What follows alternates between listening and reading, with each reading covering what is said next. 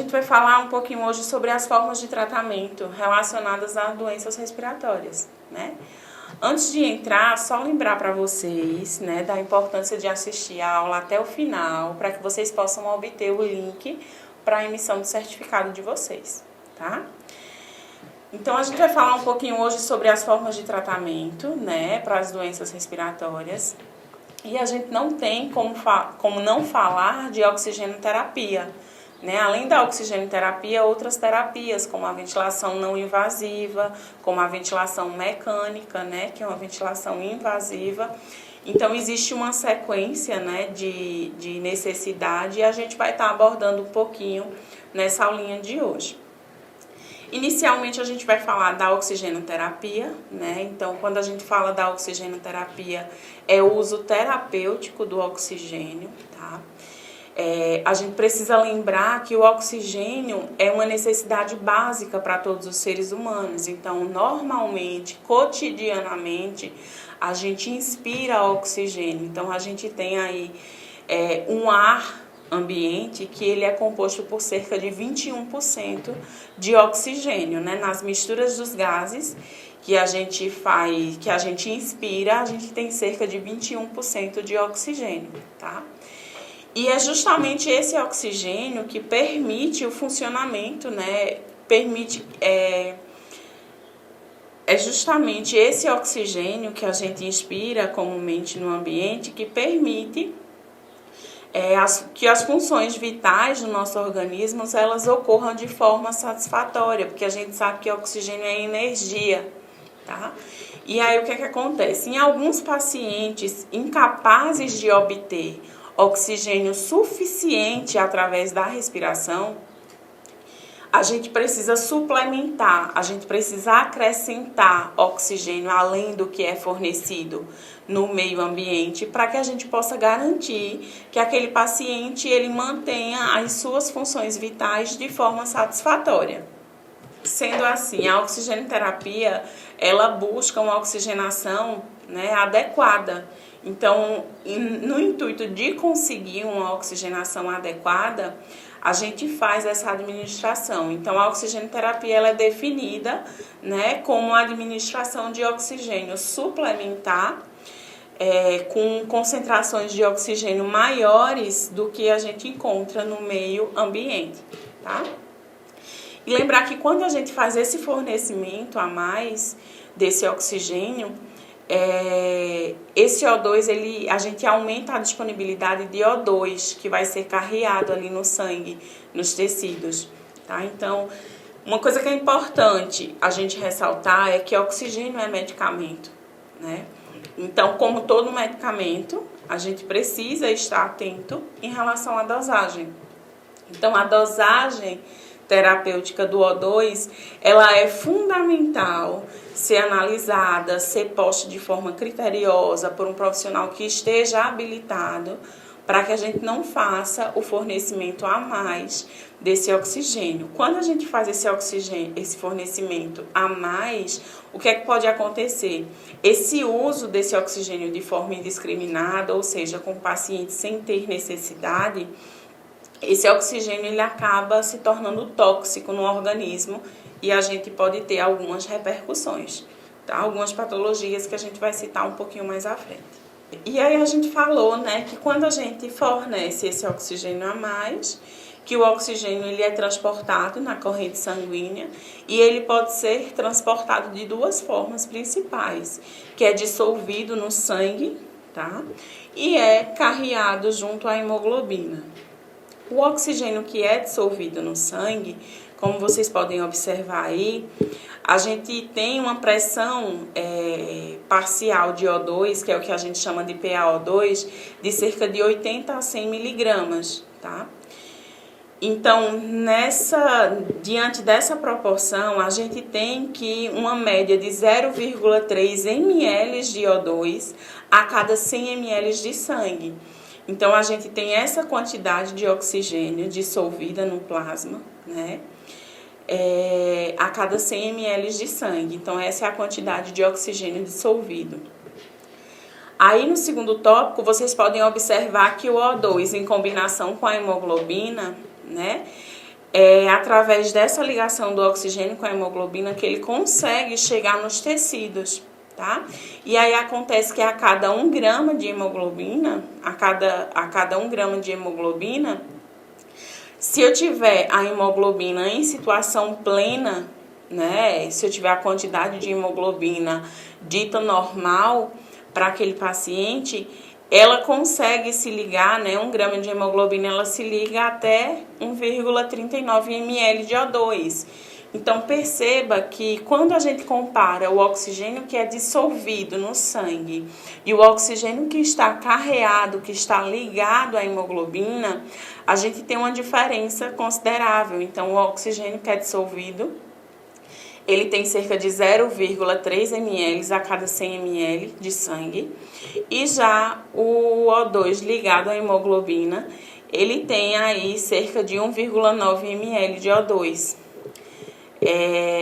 Então, quando a gente tem um exemplo, né, para a gente pensar um pouquinho além, quando a gente tem um paciente que está com déficit na quantidade de hemoglobina no sangue, o que é que pode acontecer? Ele pode desaturar, ele pode apresentar sinais de desconforto, porque já que a hemoglobina que carrega esse oxigênio para os tecidos, o meu paciente ele pode entrar em fadiga mais rápido, então ele pode fazer um esforço mínimo e apresentar um sinal de desconforto. Por quê? Porque ele não tem oxigênio suficiente nos tecidos. Então, além da oxigenoterapia que vai melhorar, a gente precisa entrar com outras terapias. Então, é importante a gente ter a associação da equipe multidisciplinar, porque a gente vai precisar, além desse oxigênio suplementar, o paciente pode estar precisando de uma hemotransfusão, ou seja, receber moléculas de hemoglobina para que ele volte a ter uma quantidade de hemoglobina suficiente para garantir as funções vitais nesse organismo. E aí a gente falou de transporte, né? Esse transporte do oxigênio, que é super importante, só que a gente precisa entender também um pouquinho como que esse oxigênio ele chega na corrente sanguínea, tá? E aí a gente entra lá desde o processo de pequena, grande circulação. Vocês vão poder ter acesso a esse conteúdo de forma mais aprofundada na pós-graduação em medicina respiratória. A gente vai abordar um pouquinho mais da fisiologia, mostrar isso de forma mais detalhada. Hoje a gente vai falar um pouquinho só do processo de difusão para que vocês possam compreender melhor. Então, nessa imagem que vocês estão visualizando aí, a gente tem um alvéolo, né? E a gente tem o que a gente chama de membrana alvéolo capilar, que é o capilar que passa ali juntinho do alvéolo. A gente inspira o ar, quando a gente inspira, esse ar inspirado ele vai para dentro do alvéolo. E esse ar ele vai rico em oxigênio, certo? E o capilar, a gente vai ter um capilar venoso cheio de CO2. Por quê? Porque aquele capilar, a parte do sistema circulatório, ela já forneceu oxigênio para o corpo inteiro. Então, ele deixa o oxigênio lá nos tecidos e volta com o sangue rico em CO2. E é justamente nessa membrana alvéolo capilar que ocorre o processo de difusão. O processo de difusão é justamente a gente tira de onde tem mais para onde tem menos, tá?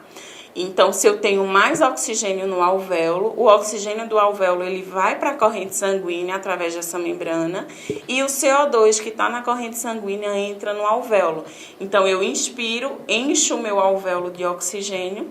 Na membrana alvéolo capilar, esse oxigênio vai para a corrente sanguínea, o CO2 entra no alvéolo e quando eu expiro, quando eu solto o ar, eu estou liberando esse CO2 que eu recebi lá da corrente sanguínea. Então, de forma rápida, de forma didática, esse é o processo de difusão do O2, como acontece essa troca gasosa no nosso sistema. E aí, por que é importante a gente entender esse processo de difusão, entender esse processo de troca gasosa? Porque a gente vai ver mais para frente que algumas patologias elas alteram ou o processo de difusão, ou elas podem gerar obstrução e o ar não chega até o alvéolo. Então, vai gerar essa alteração da relação perfusão-ventilação que a gente está vendo aí. Então, a gente tem a parte de perfusão, a parte de ventilação, isso pode gerar uma alteração, né, nessa relação, e a gente pode ter comprometimento que venha a necessitar, deixar o paciente necessitado de ter uma terapia com oxigênio suplementar. Aí a gente entra nas indicações da oxigenoterapia, tá? Então, a gente tem, por exemplo, a hipoxemia, é uma das indicações para a oxigenoterapia. Quando a gente fala em hipoxemia, a hipoxemia ela está relacionada com a disponibilidade de O2 que eu tenho. Então, a hipoxemia ela é definida como a baixa disponibilidade de oxigênio no meio. Então, se eu não tenho oxigênio, a hemoglobina ela não tem com quem se ligar para fornecer oxigênio para os tecidos. Então, eu preciso fornecer um oxigênio a mais para tentar melhorar a disponibilidade desse oxigênio na corrente sanguínea. Além disso, uma outra indicação é a redução do trabalho imposto ao sistema cardiovascular na presença de hipóxia. Tá? Lembrar que hipoxemia é diferente de hipóxia. Quando eu falo de hipóxia, a gente está falando da baixa disponibilidade de oxigênio a um determinado tecido. Então, por exemplo, a hipóxia ela pode acontecer por obstrução de algum tecido. Quando a gente fala de infarto agudo do miocárdio, por exemplo, eu tenho uma obstrução em algum vasinho ali que impediu que o sangue chegasse àquele tecido. Então, eu estou tendo uma hipóxia cardíaca, tá? Outro exemplo, no AVC, se eu tenho uma obstrução por algum motivo ali que fez com que o sangue não chegasse no meu sistema nervoso central, eu digo que eu tive uma hipóxia ali naquele tecido. Então, hipóxia é algo mais localizado, é relacionado a um tecido. Hipoxemia é mais sistêmico. E aí, essa redução, né, quando a gente fala na indicação de oxigenoterapia para hipóxia, é porque eu reduzo o trabalho que está sendo imposto ao meu sistema cardiopulmonar.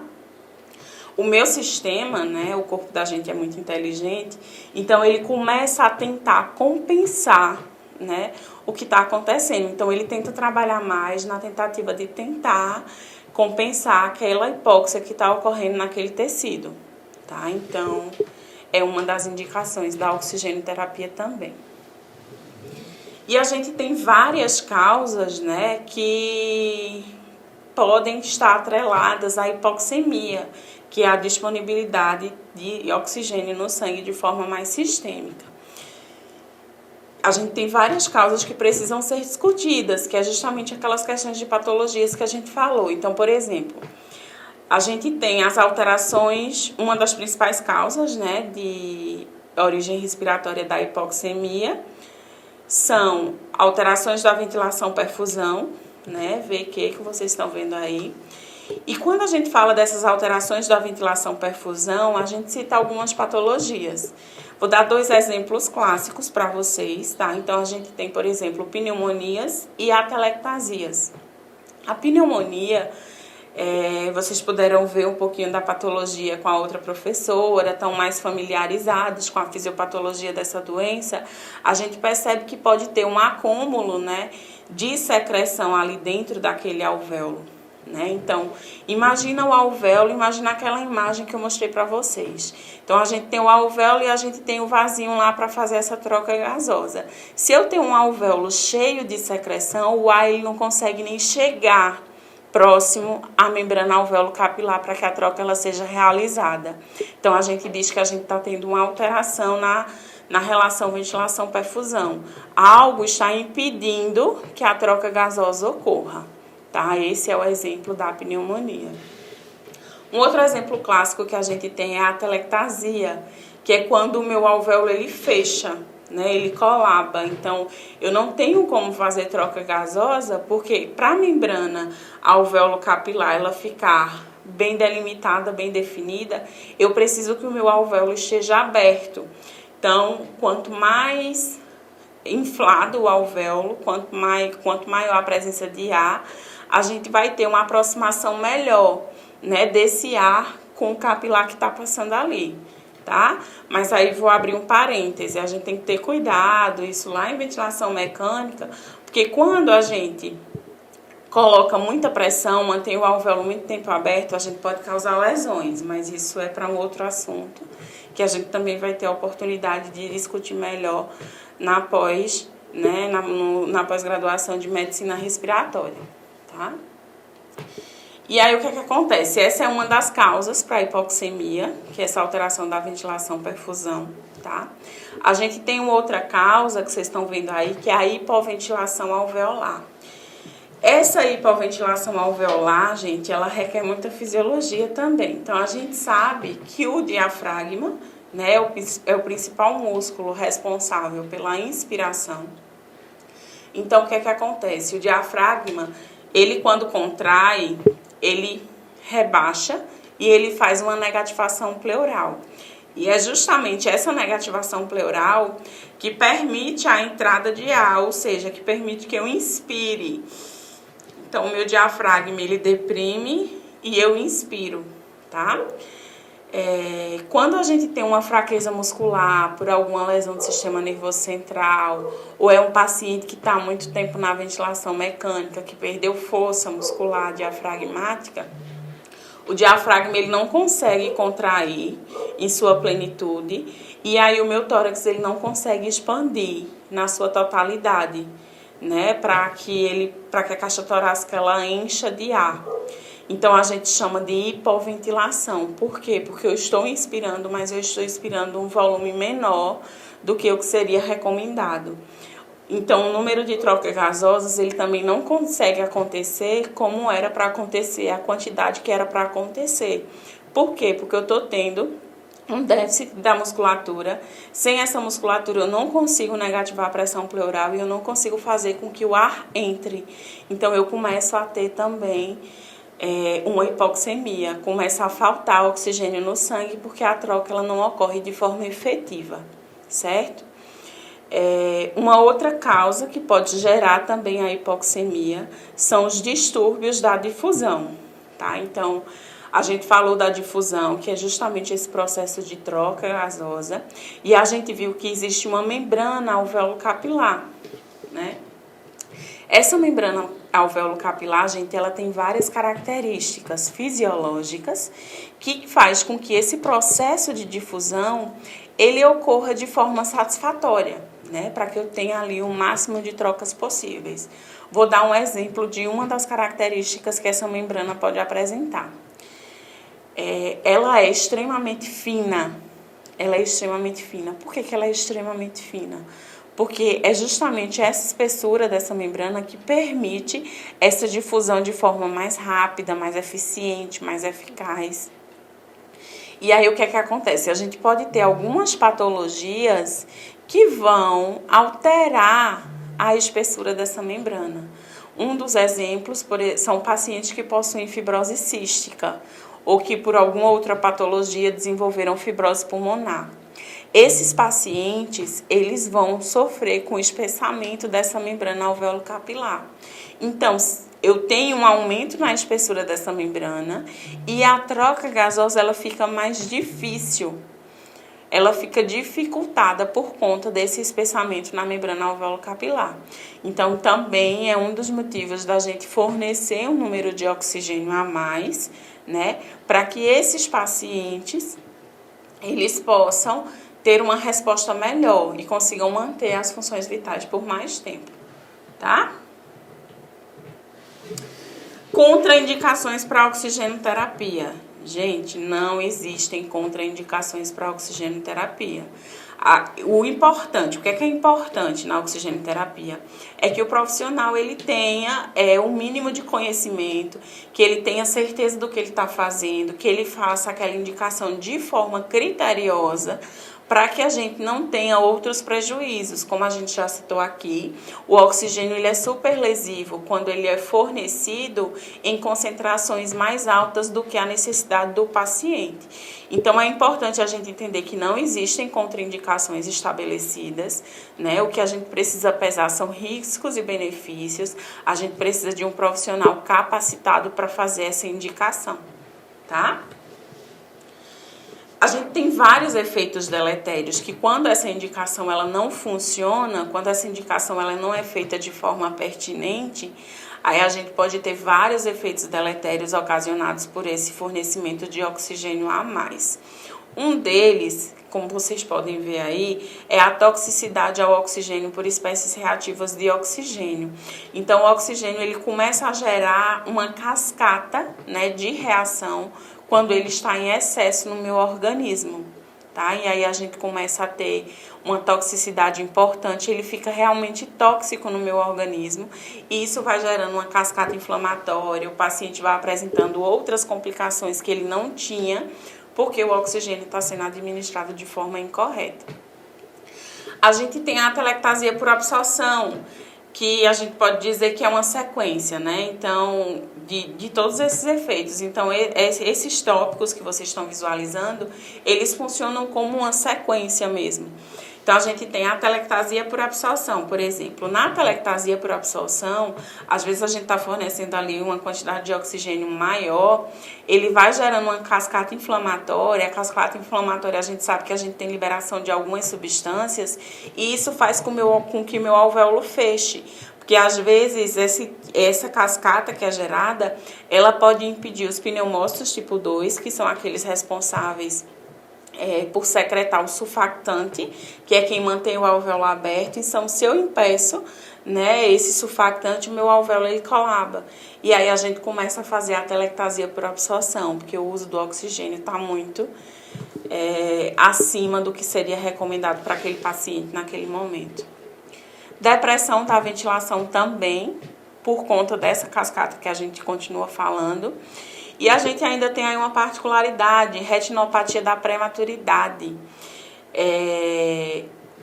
A prematuridade ela é um fato que precisa ser estudado com muita cautela. Então, a gente tem recém-nascidos que nasceram antes do tempo esperado, né? E essa falta de maturidade pulmonar, vamos falar assim, essa imaturidade pulmonar faz com que esses indivíduos eles necessitem de uma suplementação de oxigênio. Só que essa suplementação ela precisa ser muito cautelosa. Um exemplo clássico é que o valor de saturação em recém-nascidos ele é diferente no adulto. Tá? Então, a gente não pode considerar o valor de referência de saturação do adulto no recém-nascido. Em recém-nascido, a gente considera valores acima de 90, 92, tá? Em adultos, a gente já tem acima de 95. Então, quando o recém-nascido está saturando acima de 95, 98, 99%, ele está saturando a mais do que é esperado. E se ele estiver com oxigênio suplementar, aí está na hora da gente fazer essa redução. Por quê? Porque nos prematuros, essa cascata inflamatória que a gente está falando, ela tende a ocorrer na retina e isso pode levar o paciente à cegueira. Então, às vezes, a gente tem alguns desfechos, né, negativos em relação a uma terapia que era para ser utilizada e trazer benefício e não um efeito deletério. Então, é preciso a gente ficar bastante atento aí em relação a isso. E a gente tem vários sistemas de administração, né? Então, esse oxigênio ele pode ser ofertado de várias formas. Então, vai depender de muita coisa para a gente decidir que tipo de sistema eu vou ofertar. Tá? Os principais sistemas são 3. Então, a gente tem sistemas de baixo fluxo, a gente tem sistemas com reservatório e a gente tem os sistemas de alto fluxo, certo? Esses são os principais sistemas relacionados à oxigenoterapia. Então, a partir desse fluxo, desses sistemas que a gente vai ver, né, a gente vai decidir qual deles deve ser utilizado com o paciente. Essa escolha, né, gente, de que sistema vai ser utilizado, ela vai depender da dose de oxigênio necessária que aquele paciente ele está necessitando, né? Se ele precisa de um baixo fluxo, de um fluxo mais elevado, então vai depender da avaliação criteriosa que a gente precisa fazer. Além disso, claro, a gente tem um ponto importante a ser levado em conta, que é o conforto e a aceitação do paciente. Alguns sistemas, eles podem gerar algum desconforto no paciente, e aí ele pode não tolerar bem, pode não aceitar. Às vezes você coloca o sistema no paciente, sai do quarto, quando você retorna ele tirou porque estava incomodando ele. Então pode ser que eu precise escolher um outro tipo de sistema pensando no conforto e na aceitação desse paciente, tá? E aí a gente vai começar a detalhar um pouquinho cada sistema desse. A gente vai começar falando um pouquinho sobre os sistemas de baixo fluxo. Quando a gente fala nos sistemas de baixo fluxo, são os sistemas que fazem um fornecimento de oxigênio direto nas vias aéreas, tá? Vamos começar falando da cânula nasal, que é essa imagem que vocês estão vendo aí. Então, a cânula nasal, elas são indicadas para pequenas concentrações de oxigênio, tá? E elas têm um fluxo máximo de 3 a 4 litros por minuto. E isso faz com que ocorra uma variação de 24 a 40% de oxigênio sendo fornecido. Lembra que eu falei lá no início que o ambiente ele fornece 21% e que qualquer valor acima disso já é a oxigenoterapia, já é o uso terapêutico do oxigênio. Então, você não vai encontrar um sistema que fornece 21%, só o sistema de oxigênio. Você não vai encontrar porque o valor ele precisa ser acima de 21, tá? Então, na cânula nasal, a gente tem aí uma variação de 24 a 40%, tá? É de fácil instalação, ela é confortável e ela tem um baixo custo, né? A gente tem que pensar nisso também. Existem sistemas que custam um pouco mais, tá? Os prós, né? A gente falou agora, mas a gente tem alguns contras. Então, por exemplo, o risco de irritação cutânea e vazamento. Como é um fornecimento direto na via aérea, então fica aquela ventilação ali no nariz da pessoa, por anatomia, né, nasal, a gente pode ter vasos pequenos, sensíveis, e isso pode irritar a mucosa, pode lesionar algum vasinho ali, o paciente pode apresentar algum tipo de sangramento, tá? Além disso, existe uma eficácia controversa em indivíduos respiradores bucais. Tá? O que é que acontece? O que são esses indivíduos respiradores bucais? São as pessoas que têm uma respiração preferencial pela boca e não pelo nariz. Então, veja, eu estou colocando um fornecimento de oxigênio suplementar no nariz e o indivíduo está respirando pela boca. Então, a gente perde um pouco a eficácia daquele método, porque acaba que tem um escape muito grande, já que ele respira pela boca e não pelo nariz, tá? Lembrar de uma coisa, a fração inspirada de oxigênio, ou seja, a FII de O2, nos sistemas de baixo fluxo, elas são variáveis. Então, por exemplo, a gente tem 1 litro de oxigênio fornecido, o paciente vai, por canula nasal, o paciente ele vai estar com uma porcentagem de 24%, tá? Só que se ele respira pela boca, eu não tenho garantia que está indo 24%. Então, essa FII de O2 ela pode ser variável, ela pode estar indo 23%, 22% e não 24%. Então, quando eu falo em FII O2 variável, é porque eu posso ter escapes em alguns sistemas e isso vai fazer com que a FII de O2 ela seja diferente da que eu pretendo fornecer, tá? Outro tópico que a gente tem aí nos contras, né, que é essas concentrações maiores que 4 litros. Então, veja, a recomendação no sistema de baixo fluxo é justamente, se a gente fornecer um fluxo maior que 4, a velocidade desse fluxo ela é mais rápida e isso pode ocasionar ressecamento, sangramento na mucosa, então gera um desconforto maior no paciente. Outro sistema de baixo fluxo que a gente pode falar é o catéter nasofaríngeo.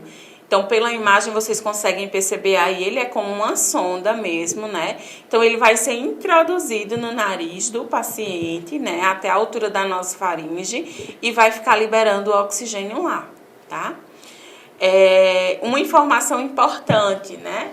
É que como é que eu sei o quanto que eu vou introduzir desse catéter no nariz do meu paciente? A gente faz um cálculozinho rápido, que é do ângulo da asa do nariz, tá? Até o lóbulo da orelha. Então, a gente pega o catéter, mede essa distância aqui e eu sei que é essa distância que eu vou introduzir no nariz do meu paciente. Por que essa distância ela tem que ser feita de forma individualizada? Cada paciente é de um tamanho, cada paciente tem um biotipo, então essa altura ela pode variar. Então, a gente faz esse cálculo na hora, tá? Então, fiz essa medição, vi até onde eu tenho que introduzir e aí eu faço a introdução desse catéter. Um ponto positivo do catéter nasofaríngeo é que ele melhora a oxigenação em razão à redução do espaço morto. O que é espaço morto, gente? Espaço morto são as áreas, né, do sistema respiratório que não tem troca gasosa. A gente viu, por exemplo, que lá no alvéolo eu tenho troca gasosa, né? Mas em via aérea mais alta, em região de traqueia, a gente não tem alvéolo para fazer essa troca. E mesmo assim a gente tem um espaço gigantesco que não tem troca gasosa. Quando eu faço a inserção desse catéter, o oxigênio ele chega mais rápido nas regiões de troca gasosa. Então o paciente consegue melhorar a oxigenação mais rápido, porque o oxigênio está mais próximo das áreas que fazem a troca gasosa, certo? Aí a gente tem os contras, né? Então, por exemplo, no catéter nasofaríngeo, a gente tem dificuldade de instalação, né? Porque existe um desconforto, é um pouco mais invasivo, tem risco de você traumatizar quando você vai inserir a sonda. E ainda pode ocorrer a obstrução do dispositivo por secreção. Então, imagina que o indivíduo está com muita secreção em região nasofaríngea, a gente introduziu o catéter nasofaríngeo e a gente sabe que ele tem uns buraquinhos pequenininhos para liberar o oxigênio. Se eu tenho secreção ali naquela região, pode entrar a secreção e o ar ele não vai conseguir chegar na região como eu queria. Então, isso pode ser um dos motivos da gente analisar se é um paciente que está muito secretivo, associado a essa hipoxemia, essa queda de saturação, é um paciente que tem muita secreção, talvez o catéter nasofaríngeo para esse paciente não seja uma boa ideia. Talvez a cânula nasal seja melhor porque ela fica mais só no nariz, né? Só nos orifícios nasais, tá? Aí a gente tem os sistemas com reservatório. Nos sistemas com reservatório, eles apresentam uns reservatórios ligados à interface, tá? A gente viu que os sistemas de baixo fluxo, eles são indicados para concentrações menores de oxigênio. Já os sistemas com reservatório, eles são indicados para o fornecimento de oxigênio em concentrações moderadas e elevadas, tá? E aí o que é que acontece? Como a gente disse, existe um reservatório ligado à interface que a gente está utilizando. Então eu tenho uma máscara e nessa máscara a gente vai ter um reservatório, ou seja, uma bolsinha reservada que vai ficar cheia de ar ali perto daquela máscara. Então quando eu inspiro, eu capto o ar que está ali naquela bolsinha, tá? Existem dois tipos de máscara com reservatório. Existem as máscaras com reinalação parcial e existem as máscaras com reservatório de não reinalação, que é o que vocês estão vendo aí. Na primeira, gente, nas máscaras com reinalação parcial, o que é que acontece? O CO2 que vai ser expirado, né, na expiração, ele vai para esse reservatório junto com o oxigênio, né? E aí vai chegando oxigênio e esse oxigênio ele vai expelindo esse CO2. Mas o que é que acontece? Eu posso ter o risco de reinalação de CO2, né? Então, o paciente expirou o CO2, ele tem risco de respirar de novo aquele CO2 que botou para fora, porque é uma reinalação, ele, quando expira o CO2, ele fica ali naquele reservatório, tá? Então, a gente tem esse risco. Essas máscaras com reinalação parcial, elas fornecem um fluxo de 6 a 10 litros por minuto e elas vão ter uma FiO2 que varia de 35% a 60%. De novo, lembra que eu falei que a gente vai ter uma FiO2 que pode ser fixa e a FiO2 que pode ser variável a depender do sistema. Então, pensa comigo. Eu estou falando de uma máscara, né, que tem um reservatório, tem uma bolsa, né, com a quantidade de oxigênio, que esse paciente vai inalar. Por que que nos sistemas com reservatórios, tá, a FiO2 também é variável?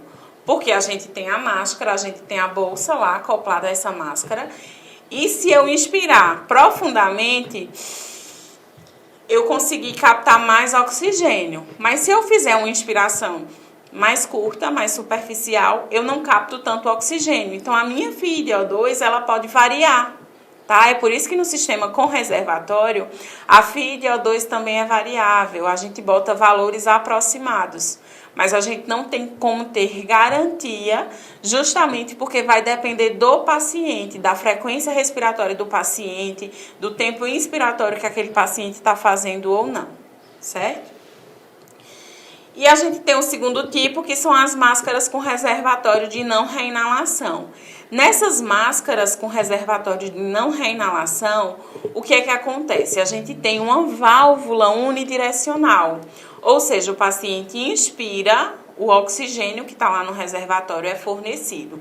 Quando ele expira, abre uma válvulazinha e permite que o CO2 ele seja jogado para fora, tá? E aí eu não tenho o risco de ficar reinalando CO2. Por isso que a gente diz que é uma máscara com reservatório de não reinalação. Essa segunda opção, ela usa um fluxo de 10 a 15 litros e a FiO2 que ela pode fornecer varia de 80% a 95%. Então, é muito mais do que na máscara com reinalação parcial. O último sistema que a gente tem, né, relacionado à oxigenoterapia é os sistemas de alto fluxo. Então, o fluxo de O2 é elevado, né? Então, a gente já sabe pela própria nomenclatura, sistemas de alto fluxo. E esse fluxo ele é misturado com o ar ambiente para dar aquela concentração de FiO2 que eu estou fornecendo. Para se ajustar a FiO2, ele vai depender de orifícios de diferentes tamanhos, né? Nos sistemas de alto fluxo, eu tenho FiO2 fixa. Então, se eu disser que estou fornecendo, na pecinha tiver lá 40% e eu seguir a litragem recomendada, tá? Eu vou estar fornecendo 40%. Então, a FiO2 nos sistemas de alto fluxo, elas não são variáveis, como a gente viu no sistema de baixo fluxo e nas máscaras com reservatório. Elas são fixas, certo? E o principal sistema que a gente tem são os sistemas de Venturi, né? O sistema de Venturi é um sistema baseado no princípio de Venturi, que conduz fluxo por orifícios de calibres variáveis. Vocês podem ver aí na imagem, a gente tem várias pecinhas coloridas, rosa, azul, amarelo, branco. Cada pecinha dessa, ela tem um orifício interno diferente, ou mais estreito ou maior, tá? E é justamente o tamanho desse orifício que faz com que eu tenha uma variação na quantidade de oxigênio que vai ser fornecida, tá? A gente tem nessa segunda imagem, tá? Puxando essa setinha. Então, a gente tem aí a área, né? Esse azinho representado pela área. A gente tem uma área maior e a gente tem essa área menor, a do meio. Essa área menor, vocês imaginam que é o orifício. E a gente tem o V, que a gente tem V1 e após o orifício a gente tem V2. Quanto menor o orifício, maior é a velocidade que o ar vai passar, tá? Então, quanto menor o orifício, maior a quantidade de oxigênio eu estou fornecendo. Maior quantidade de oxigênio eu estou fornecendo. Quanto menor quantidade de oxigênio eu vou fornecendo. Cada pecinha dessa, gente, ela vem lá com o valor de FII que vai ser ofertado e quantos litros eu preciso ligar no fluxômetro, né, no oxigênio, para que eu possa fornecer aquilo ali que está determinado pela peça, certo?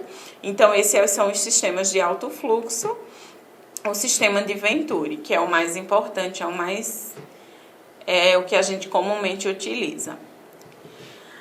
E aí, falando já do desmame da oxigenoterapia, então a gente viu que a gente tem várias opções de fornecer esse oxigênio. A gente viu que a avaliação para a indicação do oxigênio, ela tem que ser muito criteriosa, mas à medida que a gente percebe que o paciente está apresentando melhora, a gente já tem que pensar em desmame, ou seja, em retirar ele desse oxigênio, tá? E aí a gente vai ficar atento a duas questões. A gente vai ficar atento à redução gradual do oxigênio, né? E a saturação. Esses são os dois tópicos mais importantes para o desmame da oxigenoterapia. Então, por exemplo, o paciente estava num sistema de alto fluxo. Eu posso colocar ele num sistema com reservatório ou no sistema de baixo fluxo antes de suspender por total o oxigênio. A gente não recomenda nunca que esse oxigênio ele seja tirado de forma abrupta. Tá? A gente pode ter uma queda no fornecimento muito grande e o paciente pode desaturar, sofrer todo aquele processo novamente. Então, a gente recomenda que essa redução ela seja gradual. Então, essa redução ela pode ser feita através da alteração do sistema que você está utilizando. Paralelo a essa redução, você precisa ficar de olho na saturação do paciente para saber se realmente ele tem capacidade de baixar mais ou se ele sustentou só com aquele ajuste que você fez. Ele está no sistema de Venturi a 50%, você baixou para o sistema de Venturi de 31%. Será que ele segurou? Vamos observar a saturação. Segurou, tá bem. Será que dá para reduzir mais? Vamos baixar agora para 28%. Então, essa redução ela é gradual, ela não pode ser feita de forma abrupta, certo?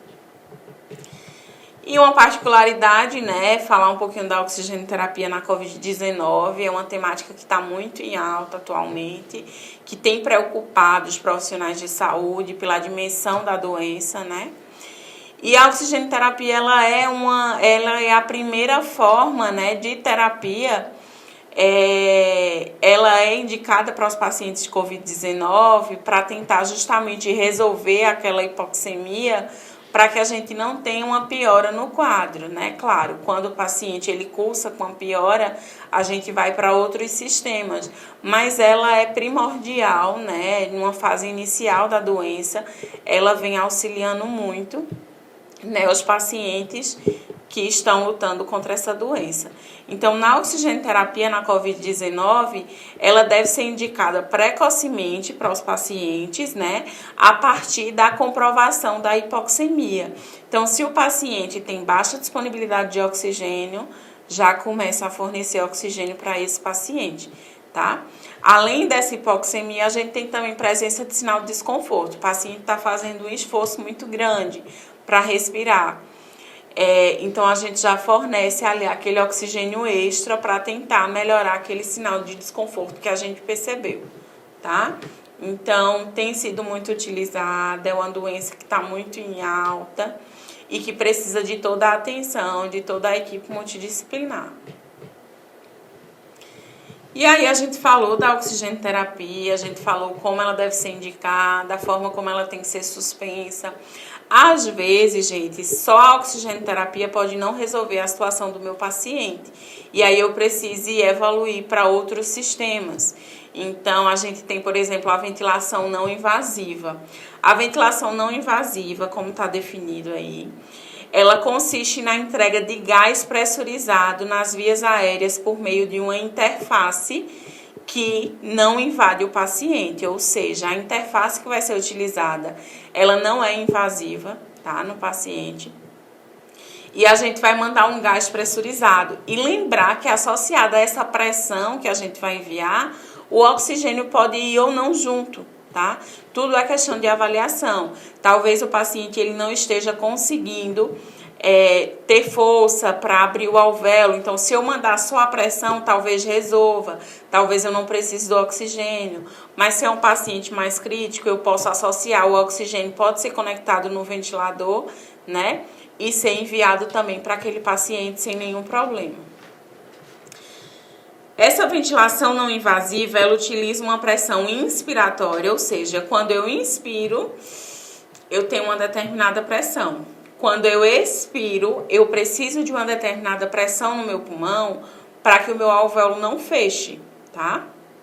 Então, eu tenho 2 níveis de pressão na VNI. Eu tenho uma pressão INS, né, que pode ser chamada de IPAP ou PSV, depende do ventilador que você vai estar utilizando, do aparelho. E a gente tem uma pressão positiva expiratória, que vai manter as vias aéreas abertas na expiração, que é o que a gente chama de EPAP ou PEP, vai depender do ventilador também que você vai estar utilizando. Às vezes ele vem com uma nomenclatura ou com outra, tá?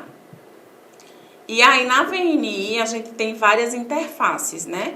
Lembra que nenhuma interface ela é invasiva, mas a gente tem várias interfaces. Por exemplo, a gente tem a interface nasal, que é uma máscarazinha só no nariz, tá? Essa máscara, ela vai gerar pressão no nariz.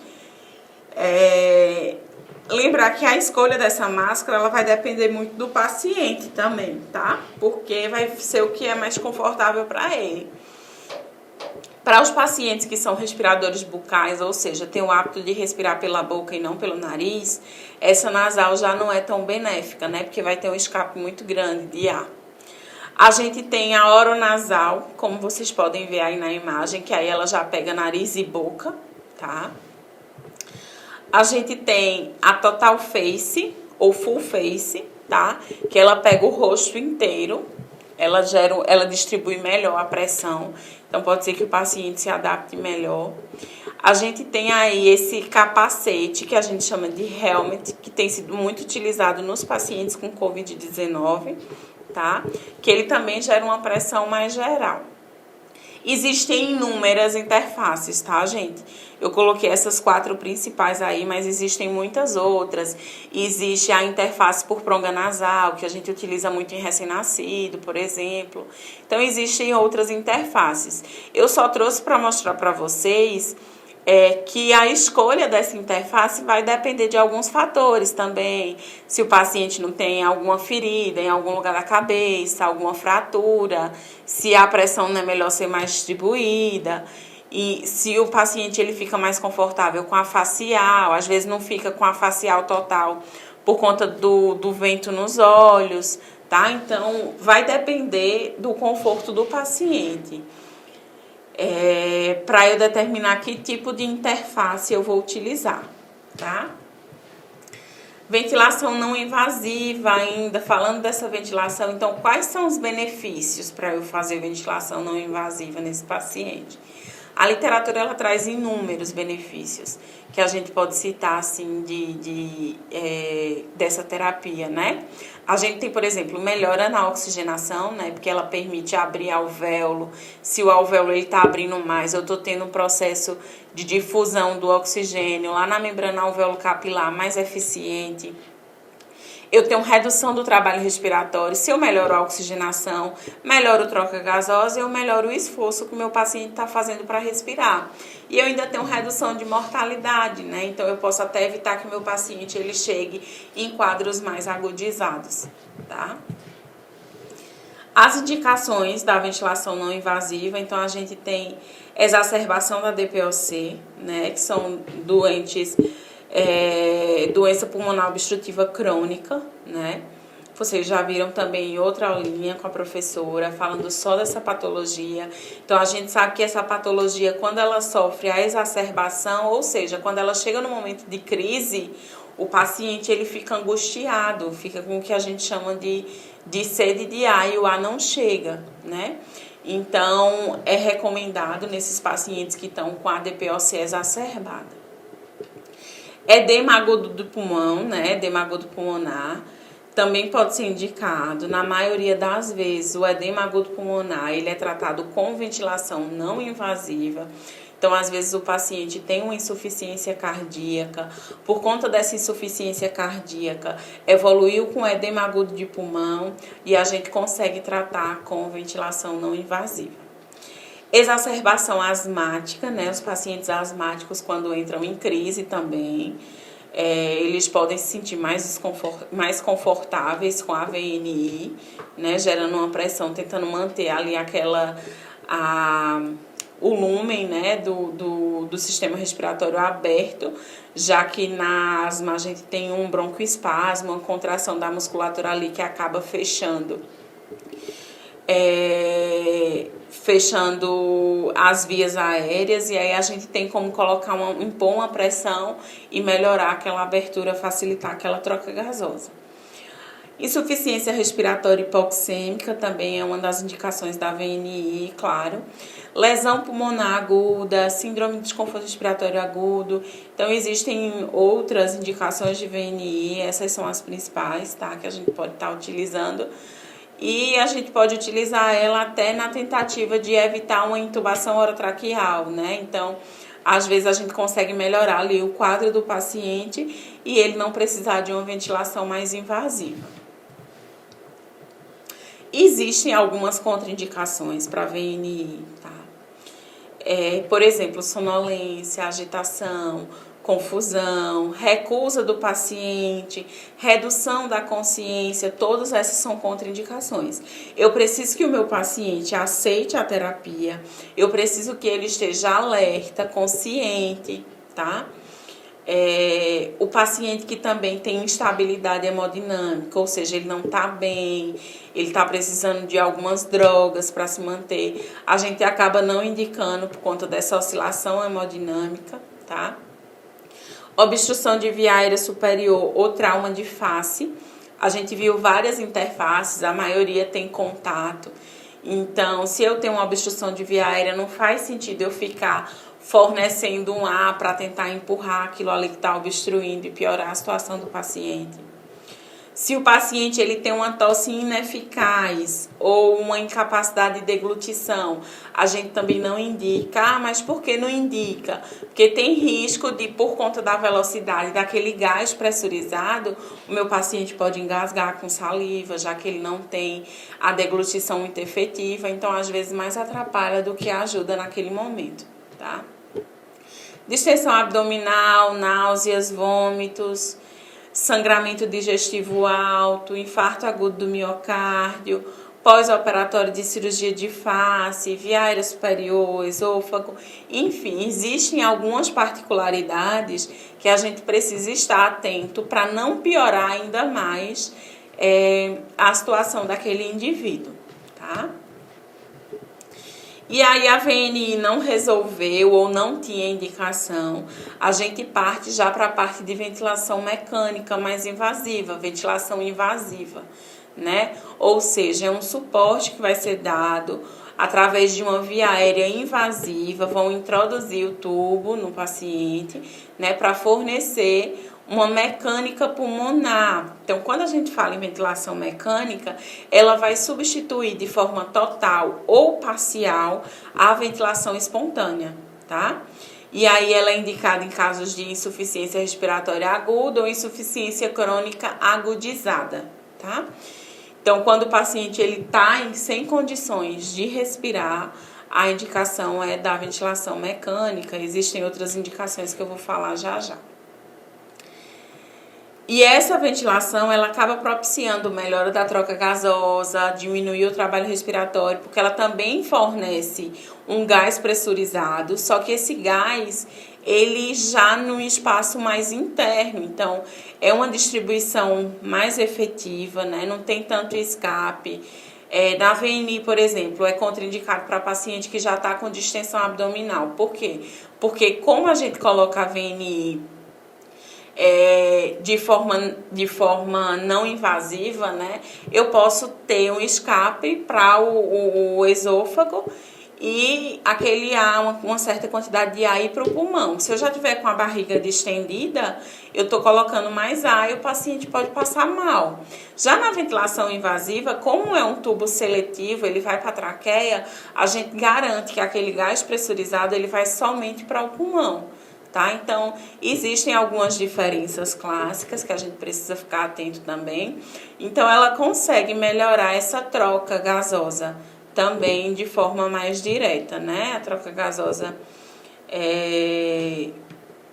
que ocorre nos alvéolos.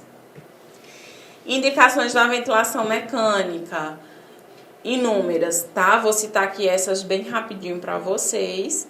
Então, a gente tem reanimação em virtude de parada cardiorrespiratória, hipoventilação, apneia, insuficiência respiratória, fraqueza muscular respiratória, evolução de algumas doenças neuromusculares, comando respiratório instável, a gente tem deformidade de caixa torácica, em algumas cirurgias, pós-operatório de cirurgias abdominais, é um exemplo muito clássico, né? Pacientes com redução do trabalho muscular respiratório, pacientes com fadiga, com caixa torácica instável. Então, existem inúmeras indicações, tá? Que precisam ser avaliadas ali em conjunto. Vale ressaltar que é tudo uma questão de equipe, né, multidisciplinar. A fisioterapia ela não faz nada sem a enfermagem não faz nada sem o médico não faz nada sem o técnico. Então, a gente precisa entender e trabalhar como equipe. Às vezes é um paciente que piorou e o enfermeiro passou, percebeu que tinha alguma coisa errada, alertou a equipe. Então, já vai todo mundo em cima, avaliar, ver o que é que pode estar acontecendo, qual a causa. E a gente começa a discutir para ver se existe realmente indicação de algum outro procedimento ali naquele momento. Tá? Então, é importante a gente ter uma equipe articulada, uma equipe que consiga trabalhar e conversar junto e... a gente quer isso, né, em prol do paciente. Então, o paciente ele ganha muito quando a gente tem uma equipe que se entende, uma equipe que conversa, que discute. Então, a gente consegue atingir aquele paciente ali nas suas diversas dimensões, suas diversas necessidades. Então, né, finalizando essa aulinha de hoje, a gente viu, fazer só uma retrospectiva rapidinha. A gente falou de oxigenoterapia, falou de VNI, falou de ventilação mecânica. Então, são algumas formas de tratamento para doenças respiratórias, né, que precisam de profissionais treinados, capacitados, para estar fazendo essas indicações. Chegamos ao fim do nosso evento, mas antes eu gostaria de lembrar que o certificado de participação digital da jornada será disponibilizado no prazo de 10 dias. Então, você que se inscreveu e está em nossa lista VIP, receberá um link de acesso no e-mail e no WhatsApp para que possa obter o seu certificado. Antes de me despedir, gostaria de trazer para vocês uma super novidade. Amanhã, às 7 horas da manhã, no horário de Brasília, o IPEDS, em parceria com a Faculdade FAEC, abrirá vagas para a primeira turma de pós-graduação EAD, que confere título de especialista em medicina respiratória. É uma pós reconhecida pelo MEC e é uma especialização, gente, que é voltada para enfermeiros, fisioterapeutas e médicos que necessitam desenvolver ou adquirir algumas habilidades para suas práticas na área hospitalar, principalmente na assistência, né, aos pacientes críticos respiratórios, tanto adulto como pediátrico, e além disso, habilidades para gerenciar uma equipe multidisciplinar e atuação na docência e na pesquisa. Então, o curso ele tem uma carga horária de 750 horas, ele tem uma duração de 12 a 18 meses, né? Então, você que quer garantir a vaga na primeira turma terá desconto especial em todas as mensalidades. Então, para você que quer ser um especialista em medicina respiratória e alavancar sua carreira profissional, então fique atento, porque amanhã, às 7 horas da manhã, abriremos as vagas para a primeira turma da pós-graduação em medicina respiratória. e as vagas elas são limitadas. No mais é isso, agradeço a todos pela atenção, pela participação no evento e tenham uma ótima noite. Olá, eu sou o professor Eduardo Pedroso, doutor e mestre em Ciências da Educação, diretor da Faculdade Atitude de Educação Continuada, FAEC. Em parceria com o Instituto de Saúde, PEDES, trazemos para vocês o curso de pós-graduação Lato Sensu em Medicina Respiratória. Um curso voltado para o atendimento multiprofissional, adulto e pediátrico. Curso com duração de 12 a 18 meses, com carga horária de 750 horas. Desenvolvido numa plataforma AVA disruptiva. Você que está na linha de frente do combate ao Covid-19, faça o curso de pós-graduação em Medicina Respiratória. Dê este upgrade na tua carreira profissional. Venha para o IPEDES, venha para a Faculdade Atitude.